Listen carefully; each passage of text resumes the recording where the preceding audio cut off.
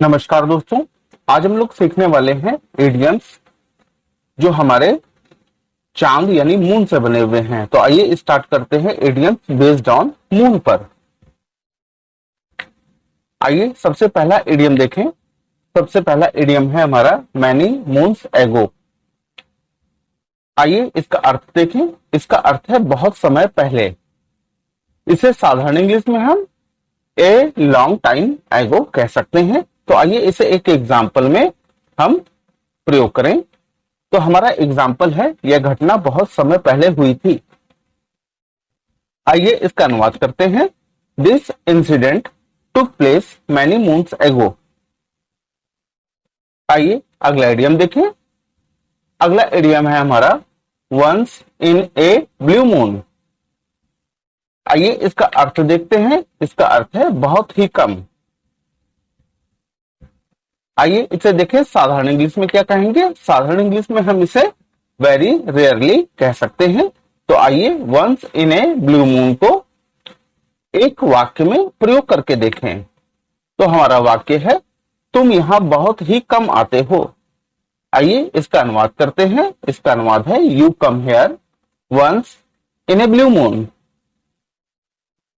आइए अगला इडियम देखें। अगला इडियम है हमारा ओवर द मून। आइए इसका अर्थ देखें। इसका अर्थ है बहुत प्रसन्न हो जाना, यानी इसे साधारण इंग्लिश में हम टू बी वेरी हैप्पी कह सकते हैं। आइए ओवर द मून को एक वाक्य में प्रयोग करते हैं। तो हमारा वाक्य है, सरकारी नौकरी मिलते ही वह बहुत प्रसन्न हो गया। आइए इसका अनुवाद करते हैं। तो इसका अनुवाद है, getting a government job he became over the moon. आइए अगला इडियम देखें। तो अगला इडियम है हमारा प्रॉमिस द मून। आइए इसका अर्थ देखें। इसका अर्थ है बहुत बड़ा वादा करना, यानी साधारण इंग्लिश में हम इसे टू मेक एक्स्ट्रावेगेंट प्रॉमिस कह सकते हैं। आइए प्रॉमिस द मून को एक वाक्य में प्रयोग करके देखते हैं। तो हमारा वाक्य है, बहुत बड़ा वादा मत करो वरना तुम अपमान का सामना कर सकते हो। आइए इसका अनुवाद करते हैं। Don't promise the moon otherwise you may face the insult. आइए अगला इडियम देखें। तो अगला इडियम है हमारा आस्क फॉर द मून। आइए इसका अर्थ देखते हैं। इसका अर्थ है ऐसी चीज की चाहत जिसे पाना मुश्किल हो, यानी साधारण इंग्लिश में हम इसे to want something difficult to obtain कह सकते हैं। आइए आस्क फॉर द मून को एक वाक्य में प्रयोग करें। तो हमारा वाक्य है, उसने अपने पति से अपने लिए एक हेलीकॉप्टर खरीदने को कहा। मैं सोचता हूं वह ऐसी चीज की चाहत कर रही है जिसे पाना मुश्किल है। चलिए इसका अनुवाद करते हैं। She asked her husband two by her A helicopter. I think she is asking for the moon. आइए अगला इडियम देखें। अगला इडियम है रीच फॉर द मून। आइए इसका अर्थ देखें। इसका अर्थ है ऐसी इच्छा जिसे पाना मुश्किल हो, यानी साधारण इंग्लिश में हम इसे to desire something difficult to obtain कह सकते हैं। तो आइए रीच फॉर द मून को एक वाक्य में प्रयोग करते हैं। मेरे पिता ने मुझे हमेशा सिखाया, ऐसी इच्छा जिसे पाना मुश्किल हो के लिए कठिन मेहनत करो।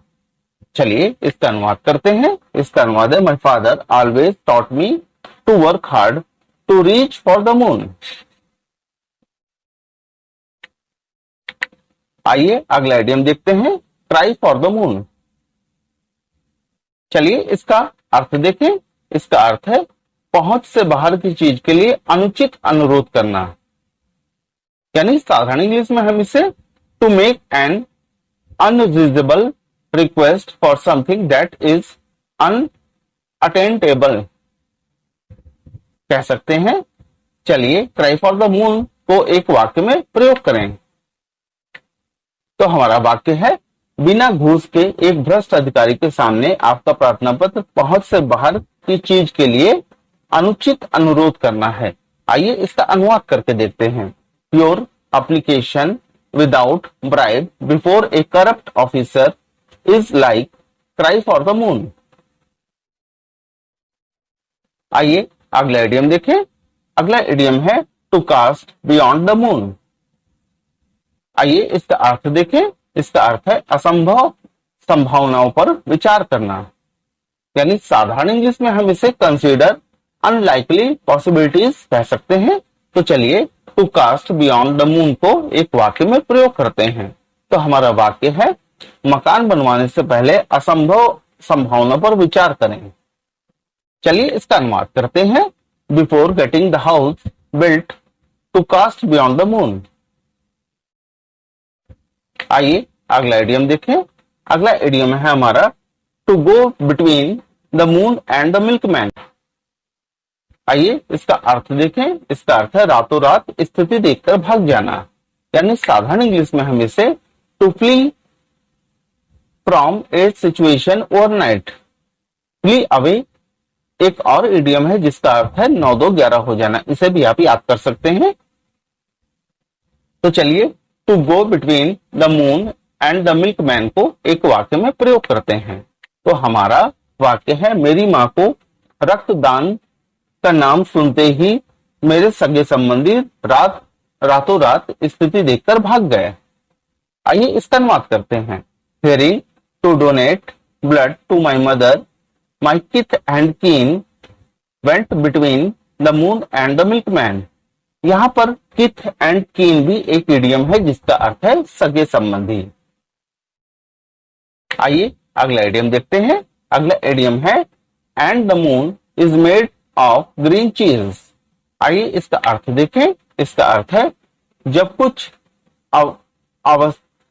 अवास्तविक या असंभावित प्रतीत हो, यानी इसे साधारण इंग्लिश में हम when something appears unreal और अनलाइकली कह सकते हैं। तो चलिए and the moon is made of green चीज को एक वाक्य में प्रयोग करते हैं।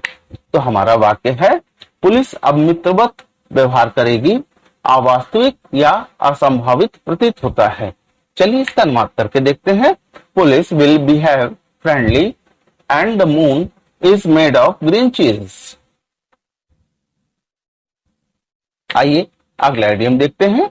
अगला इडियम है think of hung the moon.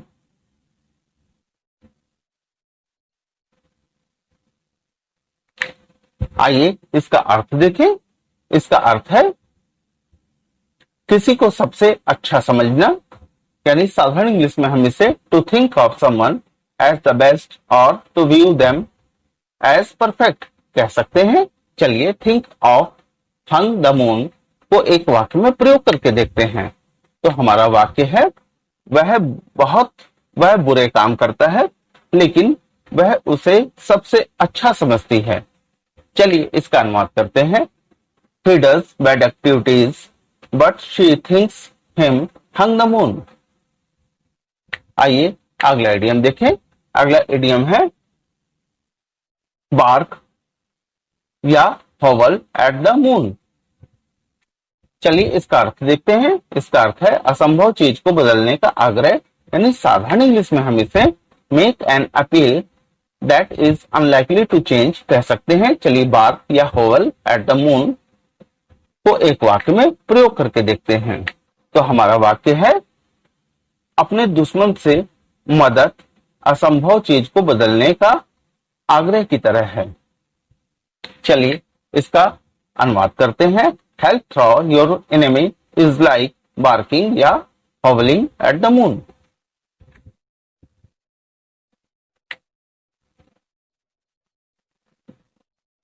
चलिए अगला इडियम देखते हैं। अगला इडियम है मून अबाउट समबडी और समथिंग।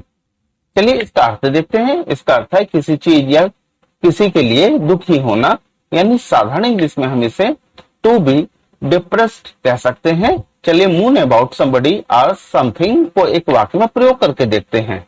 तो हमारा वाक्य है इस नौकरी के लिए दुखी न हो। चलिए इसका अनुवाद करते हैं। इसका अनुवाद है don't moon about this job.